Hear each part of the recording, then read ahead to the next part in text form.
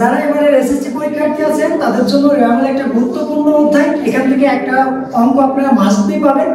So ওই অঙ্কটা আপনারা যেন খুব ভালোভাবে করে আসতে পারেন, সেজন্য আমি এই র্যামের সম্পর্কিত বেশ কয়েকটা ক্লাস বা খুব ছোট ছোট ভাবে আপনাদের সামনে অলরেডি তুলে ধরেছি, ওগুলা দেখবেন।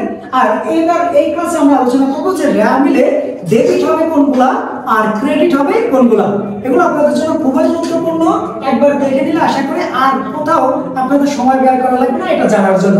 দেখেন, র্যামিলে যে যে দফার সমূহ ডেবিট, তাহলে কোন কোন দফা র্যামিলে ডেবিট হবে এটা আমরা জানবো। র্যামিলে ডেবিট হবে, খেয়াল করেন, সম্পদ, সকল ধরনের সম্পদ র্যামিলে ডেবিট। সকল ধরনের সম্পদ, যত সম্পদ আছে র্যামিলে কোথায় বসবে? ডেবিটে বসবে। সকল ধরনের ব্যয়, যত প্রকারের ব্যয় আছে র্যামিলে কোথায় বসবে? ডেবিটে বসবে। র্যামিলে যে যে দফার সমূহ ডেবিট কি? সম্পদ, সকল ধরনের সম্পদ। ব্যয়, সকল ধরনের ব্যয়। এরপরে যদি আমাদের বিজ্ঞাপন উত্তোলন থাকে, উত্তোলন থাকে, কি থাকে? উত্তোলন। উত্তোলন থাকলে ডেবিটে বসবে। উত্তোলন কোথায় বসবে? ডেবিটে বসবে। এরপরে যদি আমাদের পাওনাদার বার্তা সঞ্চিতি থাকে, পাওনাদার বার্তা সঞ্চিতি থাকে, সেটাও র্যামিলে কোথায় বসবে? ডেবিটে বসবে। তাহলে আমাদের মাথায় রাখতে হবে যে যাবতীয় সম্পদসমূহ র্যামিলে ডেবিট, যাবতীয় ব্যয় র্যামিলে ডেবিটে বসবে, উত্তোলন থাকলে র্যামিলে ডেবিটে বসবে, এবং পাওনাদার বার্তা সঞ্চিতি থাকলে সেটাও কোথায় বসবে? র্যামিলে ডেবিটে বসবে। এরপরে আসে যে র্যামিলে যে যে দফা সমূহ ক্রেডিট, কোন কোন দফা? দেখেন, সকল ধরনের আয়, যত প্রকারের আয়, সকল আয় র্যামিলে কোথায় বসবে? ক্রেডিটে বসবে। আয় সংক্রান্ত যত দফা থাকবে সব র্যামিলে ক্রেডিটে বসবে।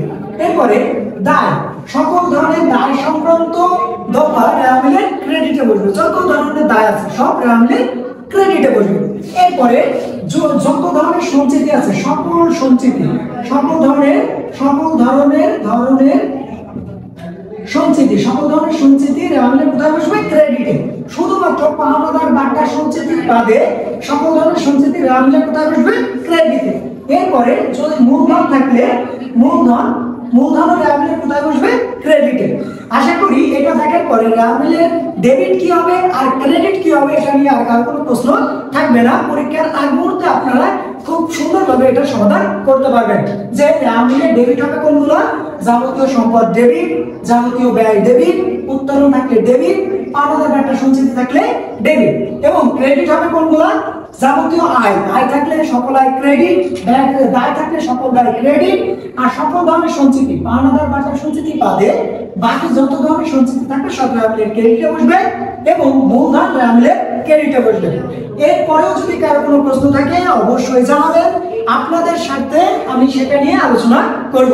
আশা করি র্যামিলে এই ক্লাসে করার পরে ডেবিট ক্রেডিট নিয়ে আর কারো কোনো প্রবলেম থাকবে না।